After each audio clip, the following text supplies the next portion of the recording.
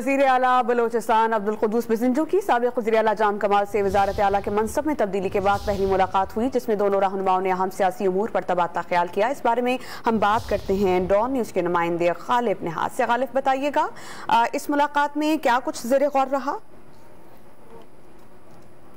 साबिक़ वज़ीर आला बलोचिस्तान जाम कमाल और वज़ीर आला बलोचिस्तान मीर अब्दुल कुद्दूस बिज़ंजो ने आज एक अहम मुलाकात की है। दोनों बलोचिस्तान अवामी पार्टी के रहनुमा हैं और इनमें हमने देखा कि माजी में काफी इख्तलाफात रहे, लेकिन आज इनकी मुलाकात जो है वो काफी अहमियत की हामिल रही। इस मुलाकात के दौरान साबिक़ वज़ीर आला बलोचिस्तान जाम कमाल ने लसबेला समेत जो सैलाबी सूरत हाल है सूबे भर में, इस पर तबादला ख्याल किया और आबादकारी से मुतल्लिक भी बातचीत हुई। इसके अलावा कोयटा डेवलपमेंट पैकेज, पार्टी मामला और सूबे में होने वाली सियासी सूरत हाल पर अहम तबादला ख्याल किया गया है। तो हम ज़राए का बताना है कि इस मामले में, इस मुलाकात में जो जमीयत उलमा इस्लाम ने हुकूमत का हिस्सा बनना था, इस हवाले से भी अहम गुफ्तगू हुई है।